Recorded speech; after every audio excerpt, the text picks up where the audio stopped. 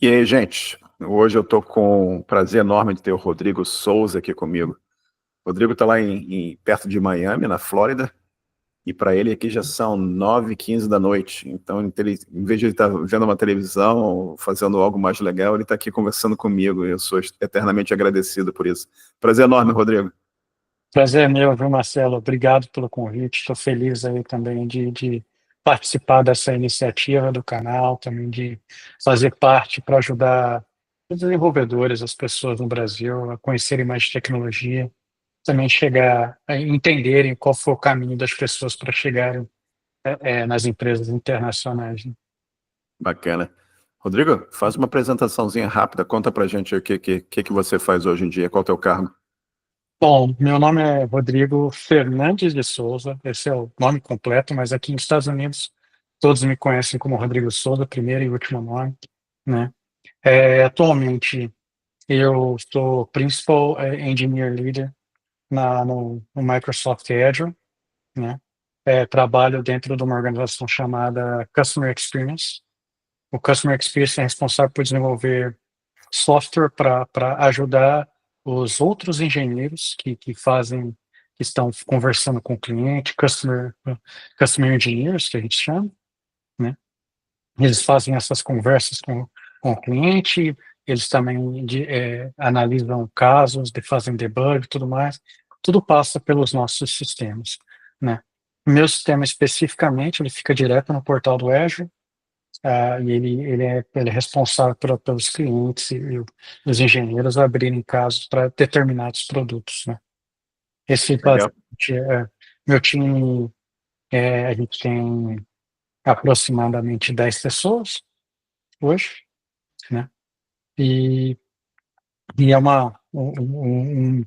a gente atua mais ou menos no estilo bem startup, né? É uma coisa mais dinâmica no dia a dia mesmo. Bacana demais. E, Rodrigo, antes da gente falar da tua evolução profissional, vamos voltar no tempo aqui, lá para o comecinho. Como é que tecnologia, como é que computador, como é que essas coisas apareceram na tua vida? É bem interessante, porque eu não tive nada, não nasci em berço esplêndido, como diz, como a gente costuma dizer no Brasil, né? Não, eu vim de uma comunidade bem pobre, né? Eu comecei bem menino vender picolé na rua, vender salgadinho, que é o que por exemplo, uma coxinha, um joelho, né? Então, risoles também, né? Então, eu comecei bem cedo a trabalhar, depois fui empacotador em supermercado e participei de um programa para ser office boy, né? Nessa época eu ainda estava no interior de São Paulo, ficando em Cruzeiro, uma cidadezinha bem pequenininha, e fica na divisa entre Rio, São Paulo e Minas, né? Então, por isso ele tem a influência dos três estados, enquanto eu estava crescendo, né? E nesse programa eu fui selecionado para fazer uma escola técnica, que era numa companhia na cidade, que era a maior companhia de industrial, para fabricar quinta roda de caminhão, fabricar vagões de trem. Fui selecionado para um curso para basicamente se formar em ferramentaria. Você vê que não tem nada a ver com informática. Porém, nesse curso tinha um curso básico de DOS. Olha só, olha onde a gente está indo. E nesse curso básico de DOS eu comecei a me destacar, mas também não fiquei assim tão interessado. Quando acabou essa escola, eu estava ainda fazendo o segundo grau, né? O high school, que a gente fala aqui, mas é o segundo grau lá no Brasil. Minha mãe virou um dia e falou para mim assim: Menino, vai fazer um curso desse tal de computador, vai procurar esse curso desse tal de computador. Falei, sim, senhora, vou procurar. Eu já tinha feito datilografia, para você ver como é que foi a coisa. Aí fui procurar esse tal de computador, entrei no curso e eu já trabalhava, lembra? Eu estava como office boy, meio período, então dava para fazer o curso no final do dia, né? Depois fazer a escola à noite. E aí eu Um mês de curso, o dono da escola, na época, percebeu que eu tinha um pouco de aptidão para a coisa, facilidade para a coisa. Aí ele pegou o livro, um livrão de DOS, daquela época, né, que ensinava todos os comandos, gerenciamento de memória, aquela coisa toda, e falou: toma, vai ler, volta aqui e me fala o que você achou. Aí eu voltei, um pouco tempo depois, eu comi o livro, acho que em uma semana e meia no máximo. Tá, graças a Deus, estava em português. Comi o livro, voltei e falei: eu li já. Ele ficou bem surpreso, falou: tá bom, então senta aqui, eu vou te falar para você fazer algumas coisas, você faz, vamos ver se você sabe não. E eu não tinha computador, lembra? Eu sentei no computador e ele falou: como é que faz isso? Aí lá na minha cabecinha lá, 14 anos de idade, né, fresquinha, fui lá e digitei o comando e funcionou. Aí foi dando mais desafios, um pouco mais complexo, e funcionou. Ele falou: sabe o quê? Eu falei: o quê? Ele falou: eu gostei de você, eu acho que você poderia trabalhar aqui comigo e tem aptidão para fazer um curso aqui para mim de idoso avançado, que eu não tenho Legal. professor para essa matéria. E foi dali que eu comecei, desenvolvi o interesse por desenvolvimento de software, sempre fui muito curioso, comecei a desenvolver em Basic, depois evoluí para o Clipper, aí fui para as linguagens visuais, passei por Delphi, passei por Visual Basic. Teve que eu chamo um período negro no Brasil, onde o desenvolvimento de software ainda não era reconhecido, né? Que eu trabalhei e eu consegui até um estágio, depois um trabalho na área de desenvolvimento em Clipper, né? Porém, não consegui me destacar. E aí, certo dia, eu fui para São Paulo, saí de São Paulo, eu estava em São Paulo, já depois de sair desse emprego de Clipper, procurando emprego, me deparei com o UOL para trabalhar com uma tal de internet, porque eu É. não sabia o que era internet. Mas antes da gente chegar no UOL, vamos falar um pouquinho mais desse teu começo aqui, né? Que você falou para mim que você vendia picolé, você vendia salgadinho, você vendia coxinha, né? E coisa Exatamente. boa, coxinha, coisa tudo de bom, né? Mas Só coisinha que não engorda. exato, toda coisa dietética, né? Mas o que engorda é aquela farinhazinha que tem na coxinha, né? Exatamente. A Mas água que você toma. é, não é a situação ideal para uma criança, né? Você era Não. bem jovem e você eu acho sempre incrível como é que a vida tem coisas que vão acontecendo, né?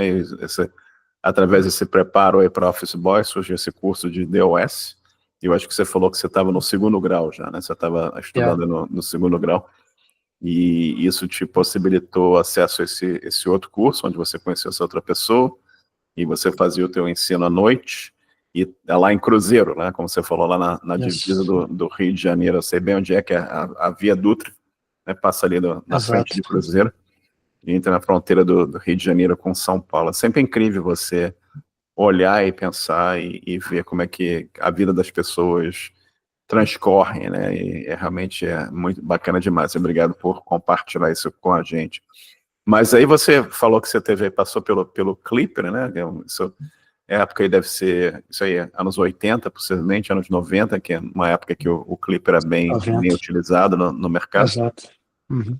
E pintou o UOL, né? Que para mim eu olho ainda, eu tenho a tentação de falar o OL, mas o correto é o UOL, né? Que era Bom, um provedor grande de internet no Brasil. São os primórdios também da internet no Brasil. Como é que apareceu essa oportunidade? Que você estava procurando? Ou como é que surgiu isso na tua vida? então, é interessante, né? Eu estava ainda em Cruzeiro, eu trabalhei eu estava nessa empresa metalúrgica, eu me formei na escola deles, foram 2 anos de escola, fazia parte da manhã, né? E me formei, fiz estágio com eles, mas o meu estágio, para você ter uma ideia, era desenho industrial, eu Uhum. fazia desenho de peças, mas não acabou que no estágio eu fui para uma área específica da metalúrgica e aí tinha computadores lá. eu percebi que para chegar na história do UOL, você vai entender. Eu percebi que a gente precisava controlar a aferição das ferramentas, porque as ferramentas precisam ser aferidas para saber se as medidas estão certas, né? E a gente fazia na mão. Eu falei, não, eu vou desenvolver um negócio no Clipper. E aí desenvolvi meu primeiro programa, botei para rodar na indústria. E aí todo mundo ficou fascinado, tudo mais, e chegou ao final do meu estágio, falou, cara, você quer fazer mais um ano de estágio? Só que apareceu um trabalho na cidade, assim, para trabalhar exatamente com Clipper, dar suporte no sistema em Clipper. Falei, não, eu vou trabalhar lá. Uhum. E aí foi. Porém, jovem, a gente não tem o conhecimento necessário, completo. Não durou 3 meses, eu fui, infelizmente, demitido. Uhum. E minha família, meu avô, meu tio, eles fizeram carreira na polícia e Certo. ficaram em São Paulo, né? E aí foram visitar a gente no final de semana. E eu tinha acabado de sair, acho que tinha uma semana ou duas que eu tinha saído de lá e tinha acabado de me formar. Aí minha mãe falou, vai para São Paulo, seu tio.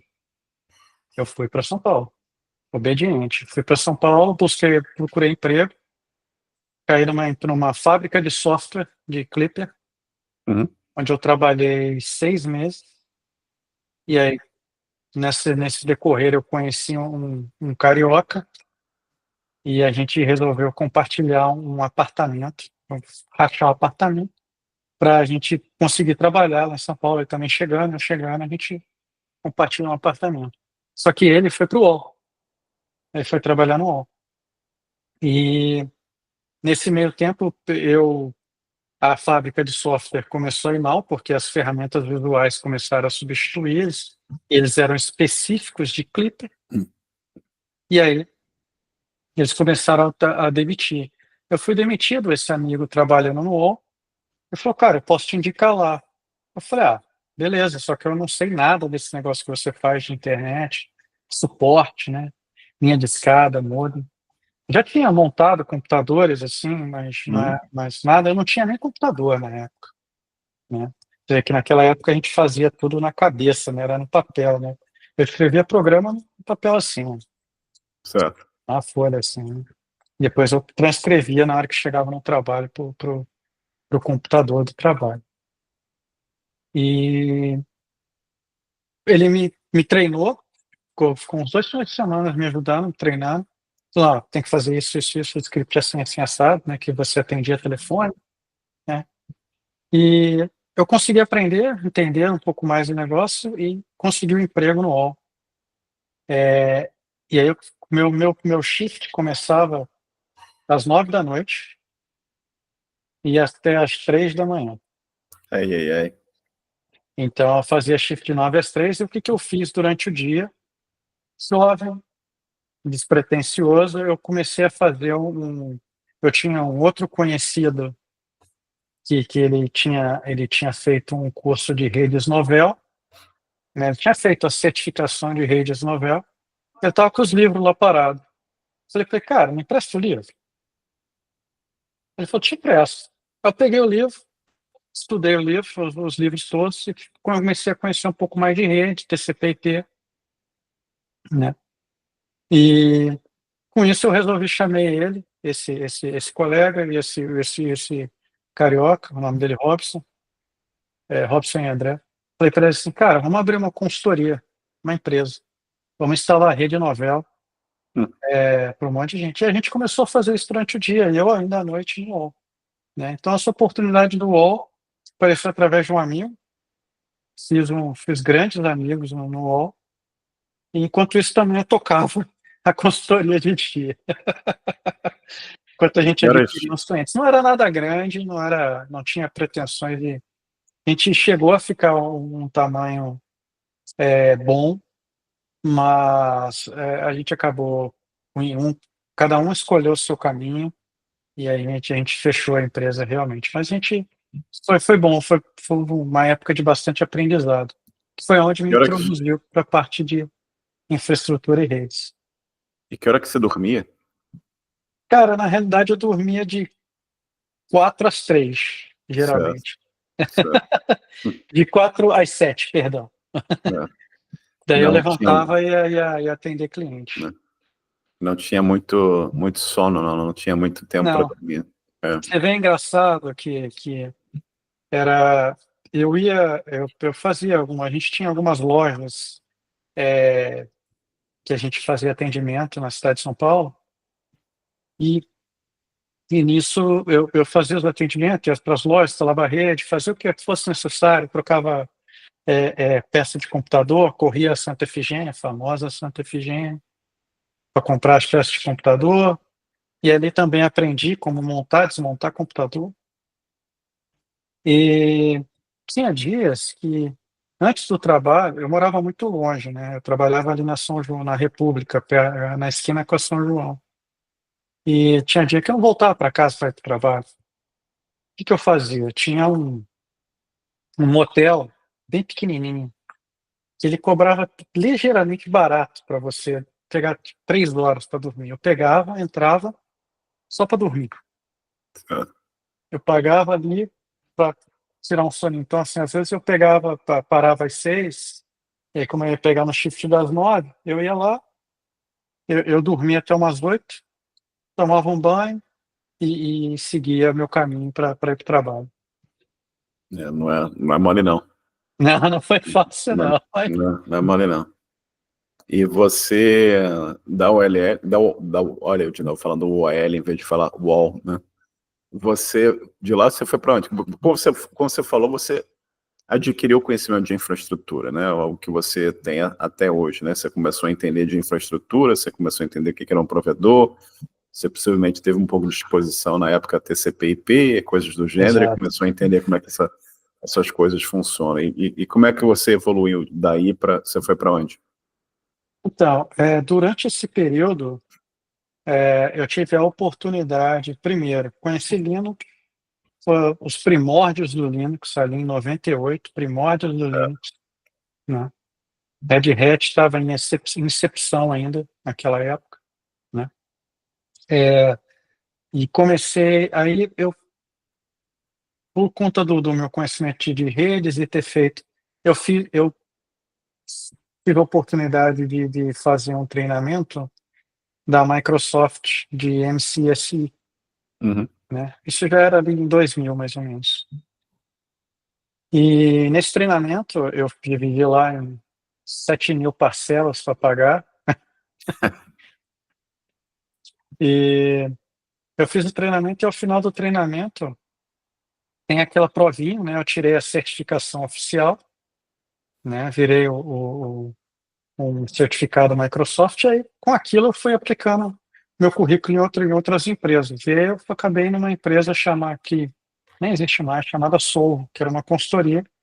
Especificamente, ela trabalhava com IBM AX, Linux, estava abrindo a área de Windows, que era Microsoft.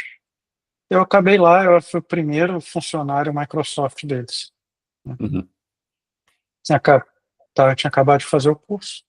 E fiquei por lá 2 anos e meio, fiz diversos projetos, né? E especialmente projetos de alta disponibilidade. Naquela época a gente implementava cluster, né?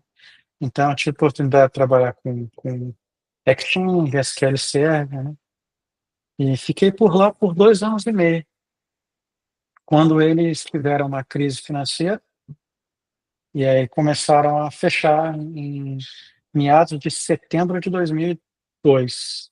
Certo. Aliás, não, perdão, junho de 2002, quando eles começaram a fechar as portas. Aí eu estava num projeto em Brasília, onde eu conheci a minha esposa, Hum. né? Eu fiquei em Brasília aproximadamente 9 meses, uma gestaçãozinha ali. Isso tudo eu já tentava fazer faculdade de engenharia da computação nesse período, mas eu tive que desistir, por conta dessas viagens que eu tinha que fazer pela consultoria, né? Já tinha tentado, já estava na a Veiga, eu consegui concluir a Veiga, até a Veiga era a minha terceira faculdade. Uhum. que eu tive com sistemas da informação e engenharia da computação. Tive que desistir porque não conseguia concluir o curso, Certo. né? Nem estar presente nas provas. Aí nessa que eu fui demitido, apareceu, comecei a aplicar para algumas oportunidades na cidade de São Paulo. A gente estava na mudança de governo, estava saindo Fernando Henrique Cardoso, entrando o Lula, Uhum. 2002. Eu encontrei duas oportunidades. Uma era para trabalhar em Osasco, em São Paulo, e a outra era para ir para o Rio. Aí eu conversei com a minha mãe, e a minha esposa tinha família no Rio. Aí eu falei assim, mãe, eu acho que eu vou para o Rio. Só que engraçado que a vaga do Rio, ela não tinha nada a ver com infraestrutura, apesar de ser necessário conhecimento. Era uma vaga para administrador de banco de dados. Uhum. Era uma vaga na Petrobras, na Uau. EDS pela Petrobras, né? Você ficar alocado na Petrobras. Aí o rapaz da EDS gostou bastante de mim, eu fui ao Rio, fiz ainda uma entrevista na Petrobras, o rapaz também gostou de mim, tá, o gerente, né, responsável, né, pela parte de infraestrutura, o nome dele é Aneto, inclusive. Só que ele falou assim, cara, mas eu preciso de alguém certificado, porque o edital pede que você seja certificado MCDBA e MCSE. Falei, bom, uma eu tenho. Aí ele falou assim, cara, mas e a segunda? Eu falei, não, a segunda, 2 semanas eu tiro. Voltei, voltei para casa, comprei o livro, caí dentro, lendo o livro, fazendo os exercícios, fui lá e Tirou a fiz a prova. certificação. Tirei a certificação de MCDBA, de STLC. Aí ele falou, não, emprego é seu, pode começar. Aí se passaram 7 anos Uhum.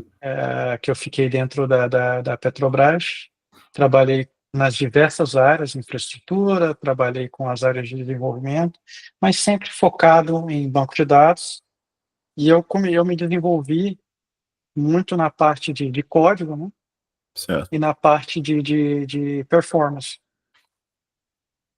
né.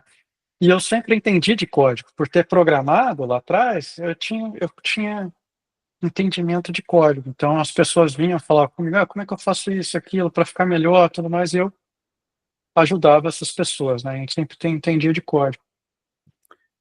Rodrigo? E nisso eu te fiz um projeto gigantesco.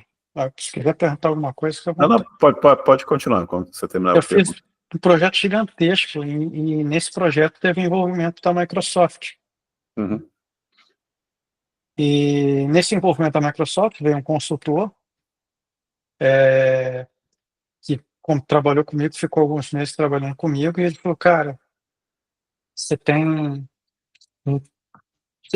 você tem algo a mais, um diferencial, né?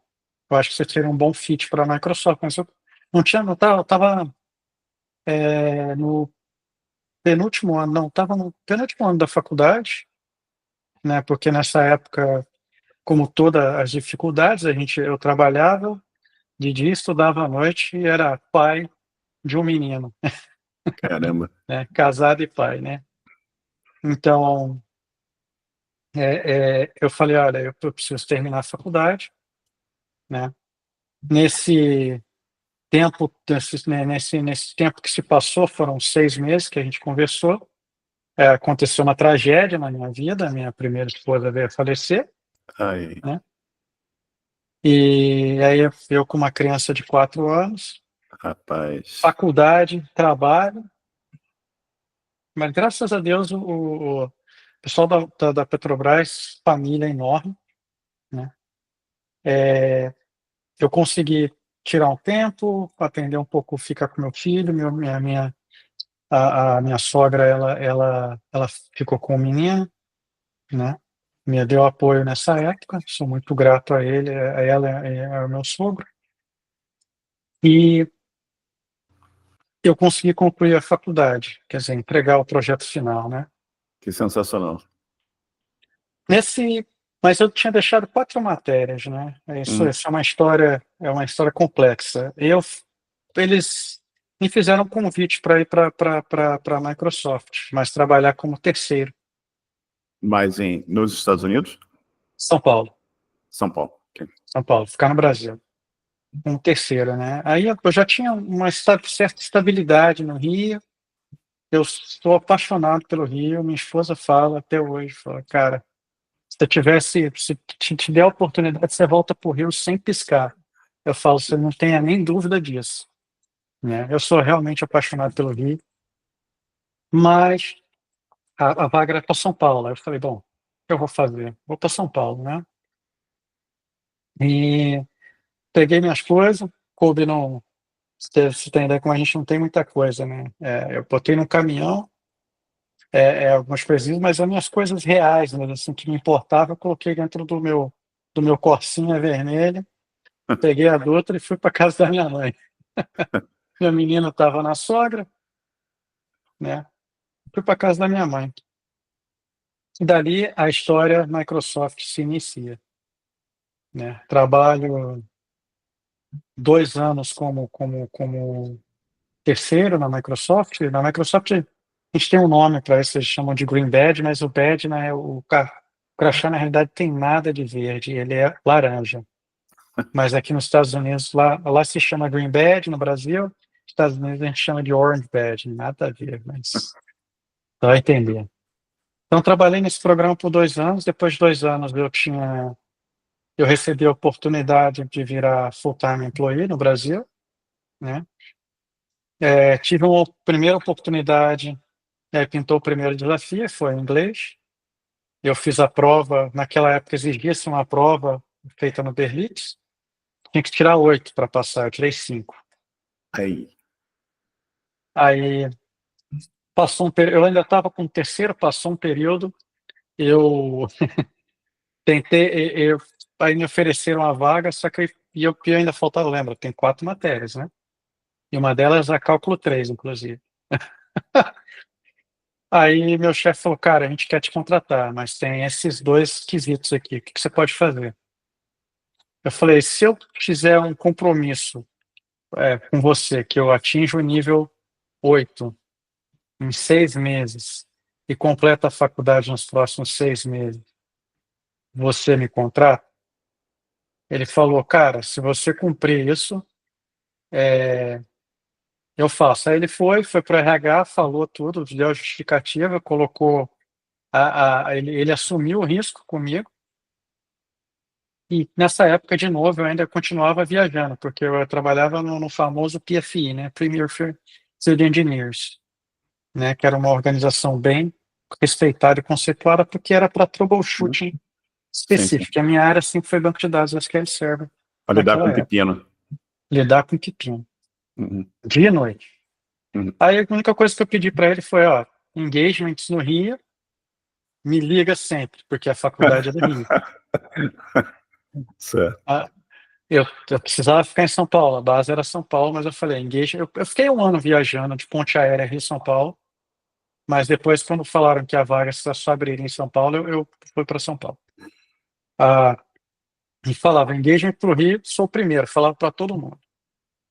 Peguei e fui para o Rio, eu ia para o Rio mais ou menos a cada 2 semanas, aí tive uma oportunidade que eu fui ao Rio, aqui na casa de uma grande amiga minha, e fui falar com os professores, eu falei, olha, se eu não estiver na aula, porém fizer a prova aceitável, ele falou, se você tirar de 7 para cima, eu abono as suas faltas.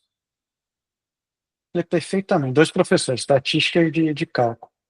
Aí eu fazia, quando eu estava no Rio, eu tinha um professor de cálculo 3 no Rio e tinha um professor de cálculo 3 em São Paulo. Onde eu estava, tinha um professor, né? Só não tinha quando eu viajava para outros lugares, Brasília, né? Mas nessas duas bases eu tinha professor. Então eu fiquei nisso, fazendo isso por 6 meses até completar as 4 matérias, e 2 eu consegui fazer online, que também não teve problema, né? Concluí a faculdade, tinha o inglês. Inglês era 2 vezes por semana, 1 hora e meia, eu e o professor, mais um aluno, era uma aula particular, eu pagava muito dinheiro pela aula, porque eu queria acelerar. Eu fiz o inglês na escola que a Microsoft, na época, aplicava a prova, para justamente na hora que eu saí no nível 8, 9, eu poder apresentar o certificado para a Microsoft, porque eu atingi o nível que era para estar naquela escola. Então, fiz isso aí por 6 meses. Eu bati no nível 8, depois eu continuei, fiz mais um ou dois níveis. Depois apareceu a oportunidade de vir para cá. Incrível, Quer dizer, lá para 2010 eu fui efetivado, 2012 apareceu a oportunidade de vir para cá, e aí, com visto tudo, 2013, começo de 2013, a gente fez a transição para cá. E você foi para Washington, né? Você foi morar em Em Redmond. Redmond. Legal, legal. Perto Fui de mim. direto para Redmond, fui pro time de Windows, Legal. né? E E isso 2013? Qual era? 2013 que você falou, não é? 2013, Qual era a versão de Windows nessa época? estava saindo com o Windows 7, estava saindo o Legal, Windows 7 e indo para o Windows 8. legal. Então você trabalhou no time do Windows nessa época lá em Redmond. Sensacional. Falei. Eu era o Chegou. que a gente hoje não tinha. Hoje ainda tem alguns, mas não tem mais. São Service Engineers, né? Uhum, Eu trabalhava na área de banco de dados. uhum, Banco de dados não existia, ainda não se tinha ainda muito a explosão dos bancos de dados distribuídos que a gente vê hoje, né? Então ainda era SQL Server, mas a gente tinha o que a gente fala de particionamento e sharding, né? E tinha o sharding, então eu trabalhava com diversas instâncias. A gente tinha uhum. cerca de 250 instâncias de SQL Server, né? Rodando para suportar o Windows, o OneDrive, né? Uhum. E alguns sistemas de telemetria. Legal, cara. Só que eu Fala, sempre quis ser dev. fala rapidinho antes de você falar de querer ser dev. Fala rapidinho, você falou uma coisa interessante aqui que acho que ninguém nunca jamais mencionou nas conversas aqui de database charging, né? Que eu acho que é uma coisa que nem todo mundo sabe o que é isso, né? Dá para você explicar em termos bem leigos o que seria um database Claro, charging? claro. Ó. A gente tem dois conceitos em database, é o particionamento e o sharding. O particionamento, ele acontece localmente. É quando você consegue pegar uma tabela, como se fosse uma tabela do Excel, e você divide ela em pequenos pedaços em diferentes discos dentro da máquina. Esse é o conhecido particionamento. O sharding é um nível acima. Não quer dizer, o sharding você precisa ter uma estrutura de roteamento, aonde que você tem várias unidades de banco de dados.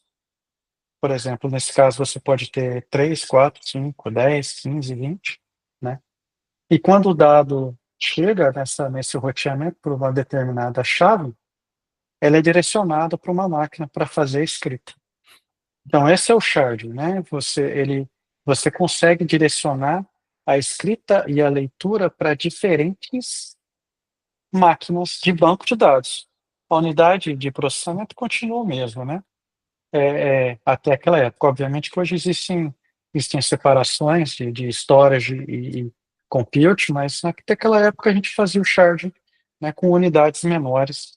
Por que isso? Porque para a gente conseguir fazer o gerenciamento disso tudo de forma mais organizada e ser capaz de fazer manutenção nesses bancos de Perfeito. dados. Mas você pode imaginar o tamanho da dor de cabeça que isso também traz, né? Que você tem Sim, sim. N números de bancos de dados. Eu imagino a complexidade de você ter algo como o OneDrive, né? Que é um serviço enorme, né? E você ter bancos de dados espalhados em vários data centers pelo mundo, haja charging para tudo que é lado, para isso funcionar, Exatamente. perfeitamente, né? Que você tem que distribuir isso, realmente a complexidade dos infernos, literalmente isso. Mas, Assim, não é simples não, mas não, hoje em dia não é mais assim, mas ficou muitos anos assim. é sempre interessante, a gente entende um pouco de infraestrutura, né? Que você passa para o usuário final, para a pessoa que está usando, que o cara comprou um computador, está rodando, liga o computador, abre o Windows e vai usar o OneDrive. para a pessoa estar enxergando aquilo ali, ela não faz a menor ideia do que está rolando por trás da cena, né? Para fazer aquele serviço acontecer, né? E aquela atualização do sistema. O que está acontecendo ali? Isso é incrível, né, cara? Você tem toda uma... E a gente que começou... Você falou do DOS, a maioria poucas pessoas hoje em dia chegaram a usar o DOS, entendeu? Que é o comando dir, que é o comando rename, comando type, entendeu? Ainda tenho memorizado alguns desses comandos até hoje, né? A Move, gente tava... CLS, né? Andando no CLS na tela para limpar a tela, né? LS para limpar, É exatamente. incrível, né? Como a memória vai voltando. Tinha um batch, tinha um config.sys. Então, muitos jamais viram isso, né? Então, hoje em dia, você abre um sistema, está no Windows, né? E no grupo de programação, a gente tenta ensinar as pessoas a usar Git e GitHub, né? E a gente fala, olha, abre o prompt do Windows. A pessoa não sabe abrir o prompt do Windows, ela não sabe o que tem ali embaixo, ela não sabe o que é um terminalzinho, né? Ela não sabe que por baixo da coisa ainda tem um resquício do DOS ali, com o comando dir ainda funciona, né? Hoje você tem o WSL que você pode instalar lá e ter um pouco de Linux funcionando ali embaixo também. Interessante ver essa evolução toda da tecnologia. Aí você foi para Washington, você foi para Redmond, como é que foi? Você veio com a família já? Como é que foi o impacto da chegada e adaptação nos Estados Unidos? Como é que foi isso para você? A minha esposa, ela sempre quis vir para os Estados Unidos. Ela ficou muito contente com a mudança, apesar do frio, né? O frio foi, eu acho que o que mais balançou a gente. Apesar de termos chegado na primavera, a gente sentia bastante frio comparado com o Brasil, né? A primavera do Brasil é uma primavera mais fria, né? Claro, claro. A gente ficou bem encantado assim com a região, com a área, que o Washington realmente é lindo. Uhum. Ele é uma beleza diferente. Você tem as 4 estações, né? É muito bonito, mas ele sofre com o problema da escuridão por muito tempo, né? Por longos períodos de tempo, né? Dias mais curtos no inverno, né? Dias mais curtos, né? Escurece mais cedo, né? Então, esse é o problema. Mas a transição em si foi... A gente veio com 4 malas, dois cada um, basicamente roupa, né? E começar de novo para a gente. Ela trabalhava, eu estava também trabalhando lá na Microsoft do Brasil. A gente começou do zero de novo, né? Monta a casa, aluga, monta a casa, começa de novo, vai buscar um carro para comprar e literalmente é do zero, é como se você tivesse começando do zero tudo realmente. Né? Vai buscar roupa, porque sua roupa não serve pro frio, né? Então, e aí mobília, eu acho que todo mundo que chega aqui Uhum. vai na IKEA, que é a loja do, a loja do pobre para comprar móveis. E para quem não sabe, aqui a gente nós mesmos montamos o móvel e colocamos para funcionar. Você monta a sua cama, você monta tudo. Exato. Né? E essa transição foi ao mesmo tempo boa, mas teve alguns traumas, né? Porque eu sentia muita falta do Brasil, sentia muita falta da minha família, né? Graças à minha esposa, que me deu o máximo de suporte, eu consegui ir segurando até aquela saudade e não não acabando, porque ela nunca acaba, mas eu diria que assim foi diminuindo, né? E minha intenção vindo para cá sempre foi trabalhar no time de produto, mas na área de desenvolvimento. E eu não vim na área de desenvolvimento. Uhum. Então tinha também um pouco dessa frustração da minha parte. Certo. Né? E aí 2 anos depois, eu enfrentei, teve mais um layoff, né? Em 2014. Eu enfrentei, eu resolvi encarar, tinha acabado de sair meu green card, 2 anos e meio, exatamente depois, eu resolvi, falei, não, eu vou cair dentro, eu vou virar dev. Microsoft ainda estava passando por aquela reestruturação de queria fazer, tinha acabado de acabar com os testers, E aí eu falei, tá, o que que eu vou fazer? Comecei a entrevistar. E a AWS foi o que me pareceu mais que se encaixava melhor para mim, porque eu queria trabalhar Uhum. com cloud computing, Microsoft ainda não estava ainda Certo. evoluída o suficiente, e aí fui para a AWS. Bacana, cara. E você foi para Seattle ou você estava em Redmond, né? Fiquei em Seattle, Que legal. eu morava mais ou menos no meio do caminho, então Uhum. Seattle e Redmond Uhum. era quase a mesma, não era a mesma distância que Seattle, é mais longe, sem dúvida É alguma. perto, né? Mas se você dirigir, é perto, né? É factível, apesar de que Redmond eu pedalava, né? Então era mais fácil Certo. nesse sentido. Você estava no campus da Microsoft lá, né? Isso. Uhum. Uhum. Aí fui para a AWS, comecei a minha carreira na AWS no Elastic MapReduce, não conhecia nada de open source, eu acho que eu tinha trabalhado, acho que era o Linux apenas, não Uhum. tinha conhecia mais nada. A Hadoop estava explodindo, ali em 2015, né? Aí entrei no time de Hadoop, Uhum. fiquei ali no time de control plane e fiz algumas features no time também de data plane, Legal. ah, e fui como dev, né? Você foi cair dentro realmente para ser como deve, mas era uma curva de aprendizado absurda, porque minha máquina passou a ser um Mac, nunca tinha usado um Mac. Meus sistemas operacionais eram Linux, eu trabalhava com Windows. Minha linguagem era Java, eu estava vindo. Esse foi a mais fácil, porque eu estava vindo de C Sharp e Certo. C++, né? Porque a Microsoft era predominantemente C Sharp e C++, Uhum. né? E PowerShell. Podemos esquecer PowerShell.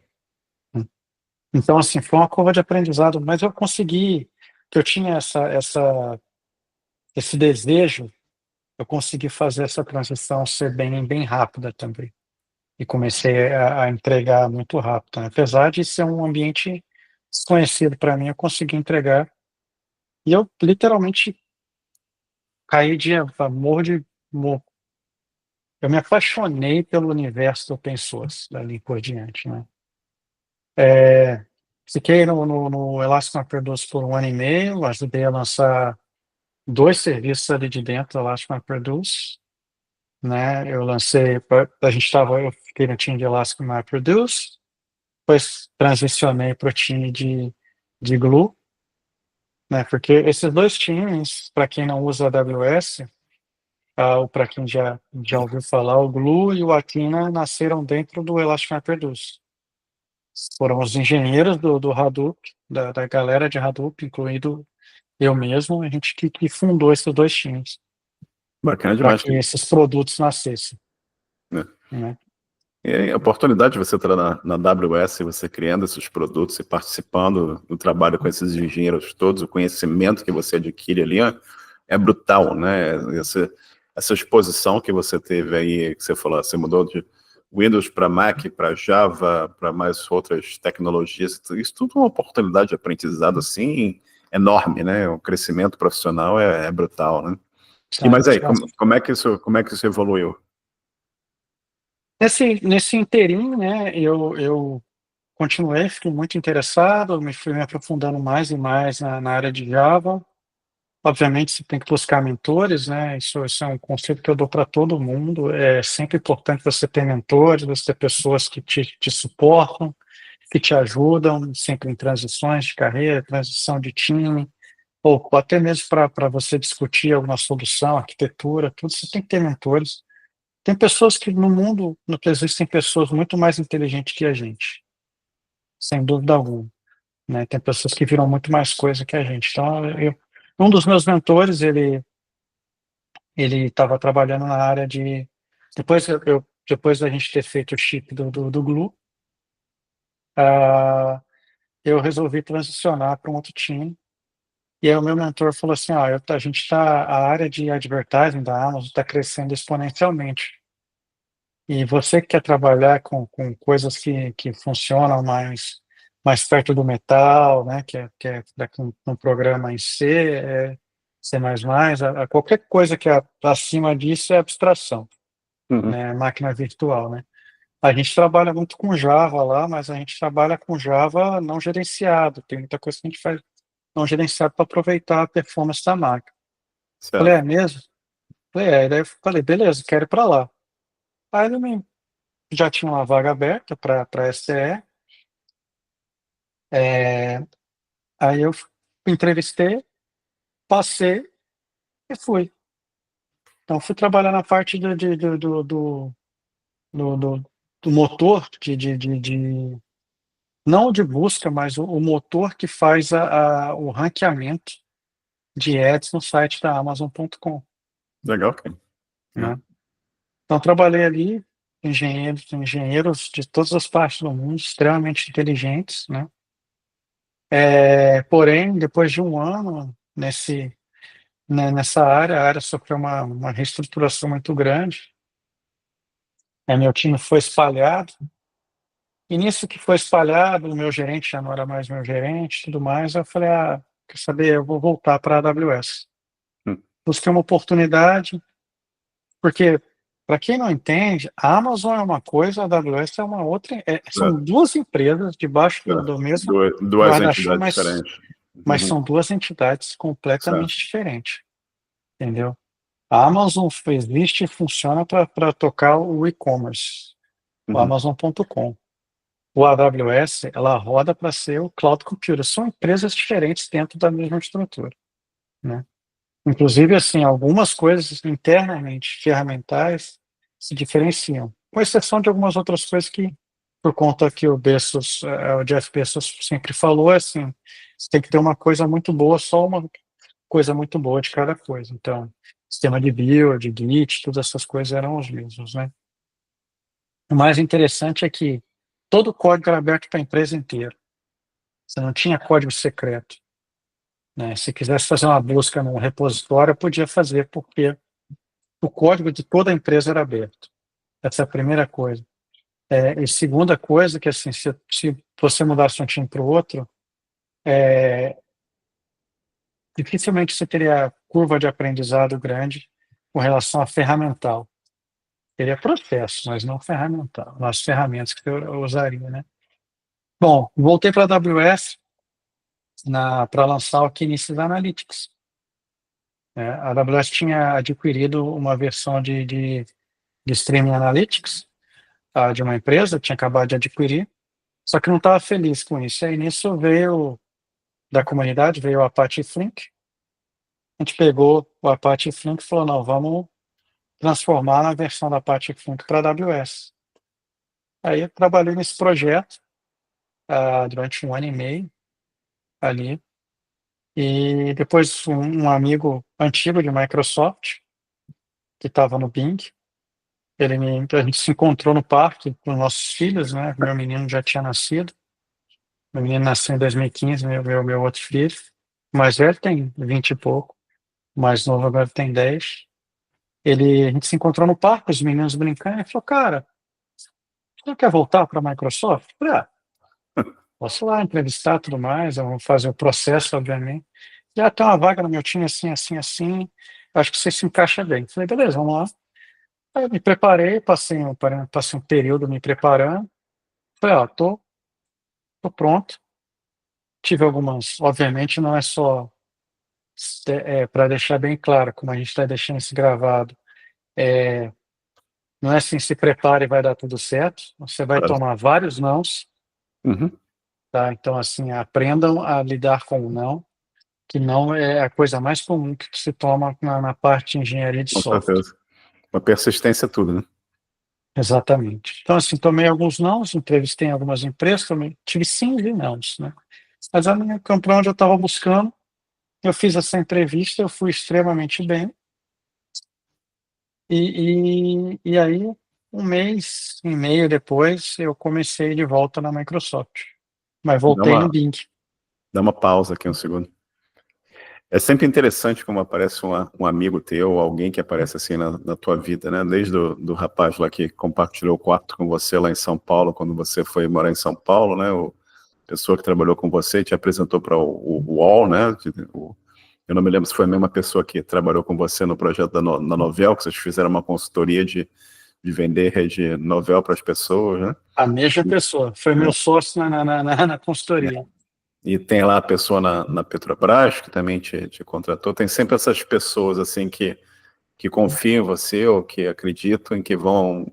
É aquilo que a gente fala, o poder da rede também, né? O poder das conexões, de te ajudarem a ir à frente também, a importância de você trabalhar bem com as pessoas e ser correto e no final das contas as pessoas sempre lembram de você e te abrem oportunidades e a vida vai evoluindo. E aí você voltou para a Microsoft e você foi trabalhar no Bing, é isso? Isso. Deixa eu só abrir um parênteses. Você sabe que você tocou numa coisa muito engraçada aqui, que é interessante. Você como realmente é ganhar confiança, é confiar na rede, as pessoas se conectarem. Também tem uma conexão na parte Sim, sim. pessoal também, né? Que a pessoa, vocês têm que ter se você obviamente ganha confiança, mas você veja, né? O gerente na Petrobras, foi o Américo, ele pegou um jovem de 23 anos, né? Ele deu a área de banco de dados inteira para esse jovem tocar da Petrobras, né? Da TI da Petrobras. E esse jovem saiu do outro lado. Né? Uhum. Então você vê, ele teve que ver alguma coisa nesse jovem para sair do outro lado. Né? Obviamente que teve um time de outras pessoas, mas eu trabalhei lá, eu me especializei lá, aprendi um monte de coisa lá, e ele entregou essa área, tudo Sensacional. determinado período, passava tudo por mim. Uhum. Né? As decisões, que máquina compraria, quantas máquinas, quantas licenças, que a gente vai passar para aquele jovem que começou lá. Então você vê que realmente você sempre fazer o melhor, sempre querer fazer o melhor, Não, que sensacional. ajuda. É. Né?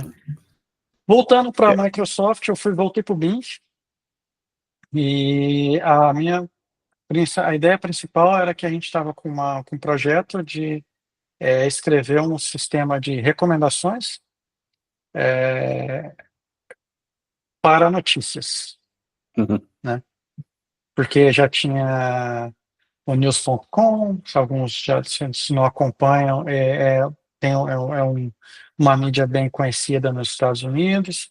O Google já estava com aquele software com o news dele de headlines, e a Microsoft queria ter alguma coisa para responder e aumentar também o engajamento na página do msn.com e do Bing, né? Então a gente resolveu escrever um motor de recomendações. Então a gente começou a escrever lá, eu participei do projeto V1, e vou dizer o V1.1,5, eu diria, né? Eu saí um pouco antes do time, mas a gente escreveu a primeira versão. Naquela época não se falava AI, né? A gente falava de machine learning, Uhum. né? Modelos estatísticos, né? Então, porque dentro da área de inteligência artificial, que hoje é um grande guarda-chuva, a gente já existia modelos de machine learning que implementam regressão, modelo de floresta, né, que implementam modelos de agrupamento, dispersão, né, que eles conseguem entender onde as pessoas vão, qual é a tendência da pessoa, né. Tem alguns modelos que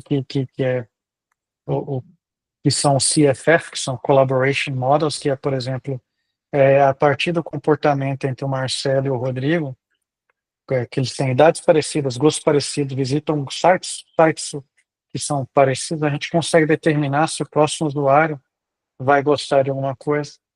Então isso já existia, né? Já se fazia isso. Então, agora, a partir de 2002, que o modelo de LLM, isso tornou-se uma explosão, mas a inteligência artificial ela já está nas grandes empresas há muitos anos. Muitos anos mesmo, já se usam isso, né? Legal. Inclusive, a área de advertising da Amazon, a gente usava modelos de inteligência artificial, o Google usa extensivamente na área de ads, né?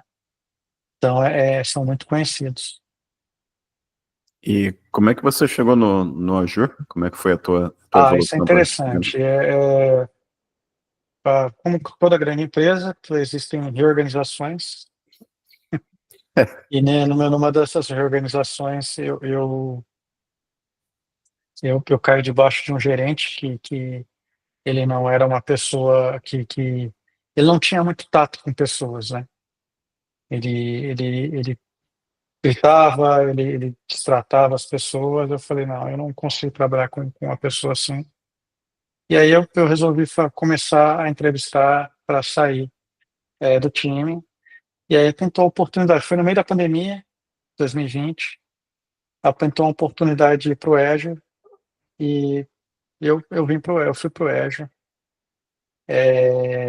Fiquei lá um ano e meio, trabalhei num projeto de escala de entrega de mensagens, porque, como eu disse, né, existem vários sistemas dentro do Azure, várias coisas extremamente complexas. Eu cheguei nesse time especificamente, me deram um projeto para resolver um problema, que era o seguinte: a missão foi assim: a gente tem um sistema que ele precisa entender quais são, a gente tem entender quais são os usuários têm seus perfis de preferência para ser notificados, e toda vez que a gente tem um evento, um outage, né, um evento de larga escala na Microsoft, você tem que notificar os clientes e ser parceiros e os responsáveis pelas contas, né, as grandes contas, né. Só que você tem um tempo de notificação, que é o TTM, que a gente fala, né? E esse sistema antigo, ele estava explodindo esse tempo em horas. E, só para você ter uma ideia, o tempo de notificação era 90 segundos, Caramba. né? Então, a gente fez o redesign, rearquitetou todo o sistema, usando diversas ah, patterns, que a gente fala, né? E, e conseguimos chegar e entregamos a versão renovada, o que a gente pode chamar de versão 2.0 do sistema, a primeira, né? Depois da reescrita de todo o sistema, entregando mensagens, a última mensagem no espaço de tempo de 45 segundos. Bacana, bacana. Então, assim, e o pico era 50 milhões de mensagens, né, para ser entregue. Pouca coisa. Coisa A pequena. escala é fenomenal, né? Cafezinho. É interessante, Rodrigo, a gente parar para pensar. Eu gosto sempre de fazer essa reflexão, né? E pensar que outro dia você estava lidando com DOS Clipper, né? Outro dia eu estava vendendo salgadinho, cara. Pois é, eu nem falei nisso, né? Você está vendendo salgadinho. Cara, eu acho que a vida é inacreditável, né? Você pensar que você estava lá vendendo picolé e salgadinho e hoje você está lidando com Azure, com o nível de complexidade, o nível de escala que você lida, né? De aplicações que estão sendo usadas por milhões de pessoas pelo mundo afora. É incrível isso, né? A oportunidade que a vida criou para ti, aquele curso de Office Boy com aquele DOS lá dentro, o que isso abriu para você, né? Rodrigo, a gente já está conversando aqui 1 hora, eu vou pular alguma coisa aqui para a gente fechar dentro de um tempo razoável, que acho que a gente consegue conversar aqui por umas 5 semanas sem parar, tem assunto. A gente vai ter que fazer uma versão 2.0. Tem muita história, mas vou pular um pouco aqui, depois a gente marca outra entrevista. Tá bom. E, cara, você na Azure, você está no topo da onda, você está no topo da onda do cloud computing, você está na machine learning, você tem inteligência artificial, você tem acesso a pessoas do mundo todo, você tem acesso a engenheiros de altíssima qualidade, né? Gente inteligente pra caramba. E como é que tu ainda arruma tempo para trocar uma startup? Conta isso para mim. Cara, isso é bem interessante. Foi um projeto que começou há 2 anos atrás, Certo. com 2 amigos do Brasil, que empreenderam também, tiveram uma consultoria no Brasil, venderam consultoria, né? E aí eles resolveram criar software. Me convidaram para fazer parte disso. A ideia nasceu com um projeto completamente diferente do que é hoje, né?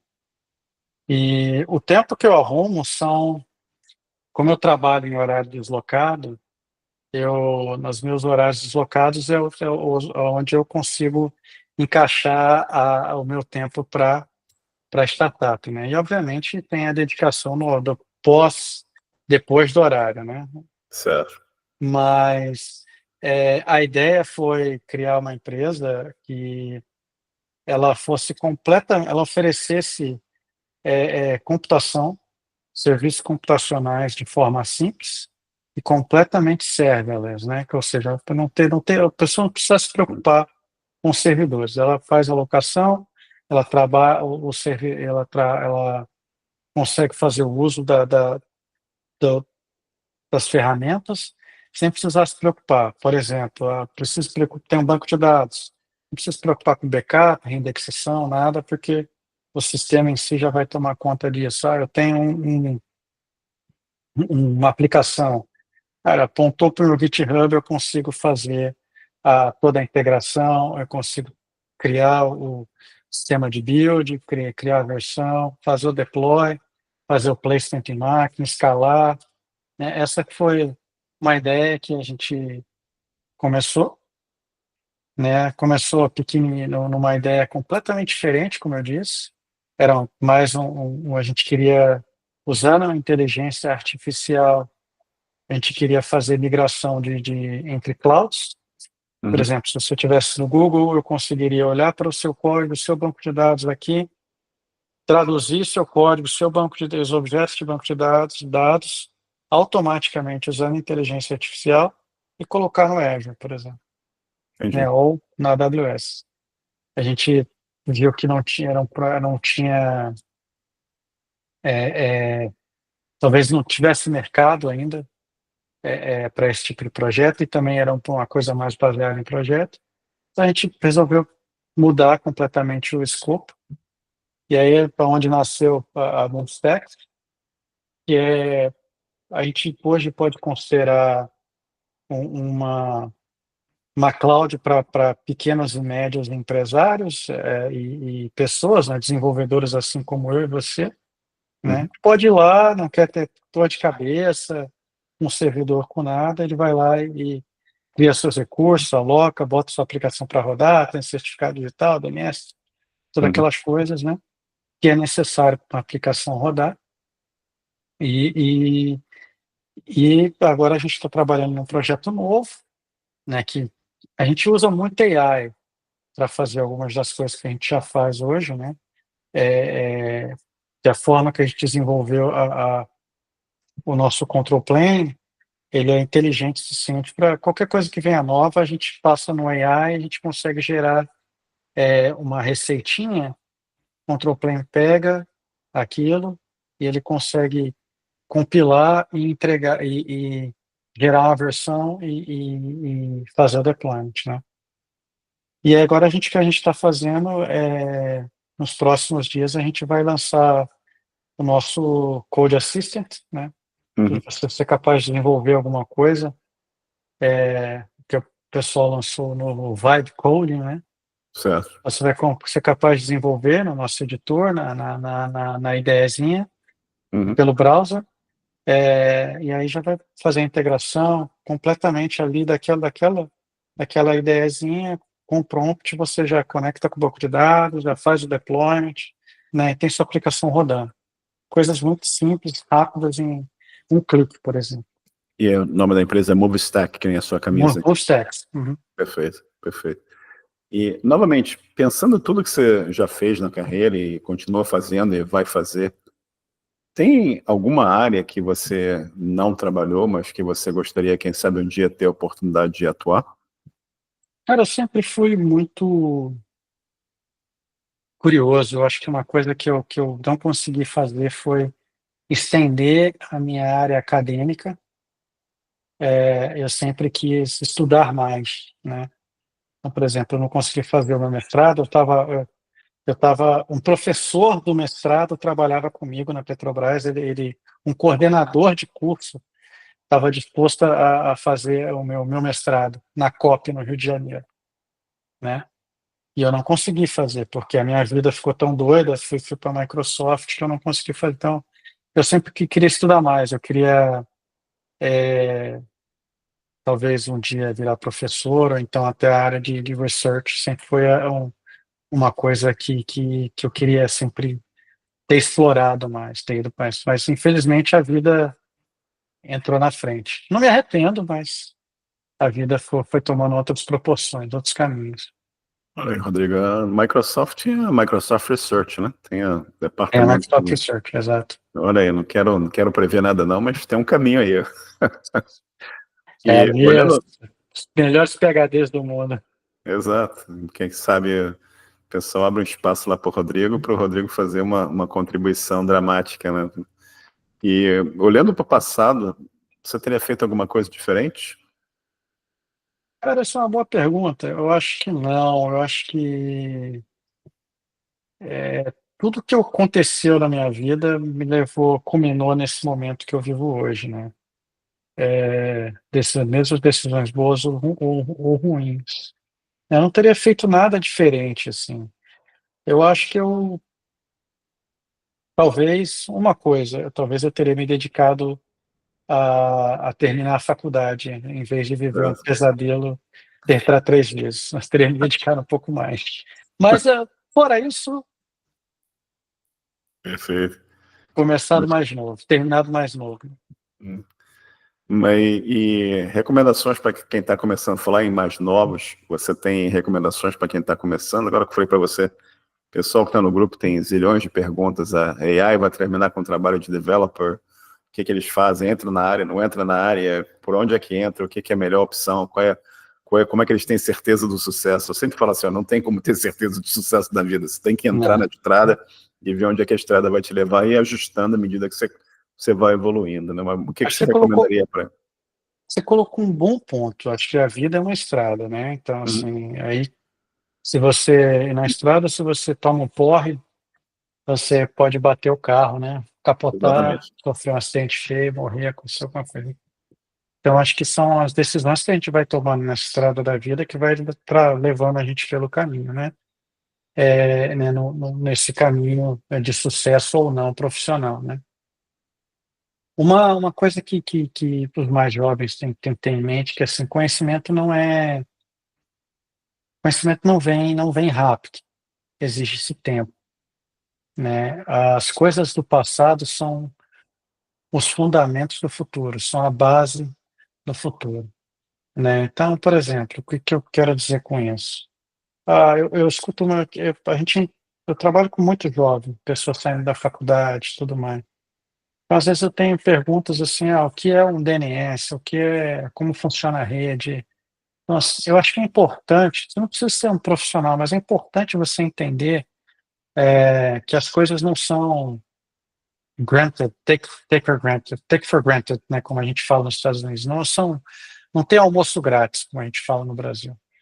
Se você quer aprender alguma coisa, você tem que cair dentro, de cabeça para estudar, né? Então, eu te sugiro que fundamentos de computação, como os computadores se comunicam, fundamentos de computação em si, que são estrutura de dados e algoritmos, né? Matemática, todo mundo fala que não é importante, mentira, é muito importante. A matemática, afinal, você imagina como é feito os modelos de inteligência artificial, é pura matemática e multiplicação de matrizes. Você está vendo isso na faculdade? Volta lá e aprende de novo, que é isso aí que a GPU faz, a multiplicação de matriz todo o tempo, né? Então, são coisas que parecem não ser importantes quando você está fazendo, mas na realidade se aplica no seu dia a dia. A gente aplica no dia a dia, né? Então, às vezes, eu quero programar, é só conhecer um framework. Não, amigo. Não, o fundamento ainda é importantíssimo. Falando sobre a inteligência artificial. A inteligência artificial hoje, ela ainda não é um engenheiro, não tem a capacidade de replicar o conhecimento de um engenheiro 100%, especialmente um engenheiro é, com Mais bom experiência. conhecimento, um bom Hum. nível, né, que tem conhecimento extensivo de outras áreas, né? Ela não vai conseguir substituir um engenheiro que é poliglota, por exemplo, não em linguagens, mas ele se adaptaria, ele sabe falar a linguagem da infraestrutura, do banco de dados, da rede, ele sabe desenhar um sistema, ele sabe escrever código, revisar código, ele sabe fazer um troubleshoot. A inteligência artificial ainda não é capaz disso. Se vocês observarem, as empresas, cada uma está tentando resolver um problema, cada uma na sua caixinha. Tem empresa para troubleshooting, que vai ler log, mas ninguém consegue fazer tudo junto ainda, né? Uhum, Esse é o principal. E a inteligência artificial tem que ser vista como uma ferramenta para acelerar na entrega. uhum, Hoje ela é extremamente eficiente gerando código, mas se você não entender o código que ela gerou, não adianta nada, é, né? Então, acelera. O que vai te ajudar, o que eu digo para todo mundo, é assim, você não precisa mais escrever o código, você precisa saber pedir e uhum, revisar o código e ver se funciona, é. né? Economiza o tempo de digitação, né? Exatamente. É, Mas você tem que entender o código, porque ela vai uhum, fazer código com bug, é, inevitavelmente. é. Você vai colocar o código em produção com bug e vai dar zebra danada. Exato. Então você vai passar, você tem que testar, fazer teste, troubleshooting, Exato. fazer teste de carga, né, com teste de integração, como todo mundo faz. Você tem dica de livro, música, jogos, filmes ou qualquer outra coisa que você queira recomendar aqui para nossa audiência?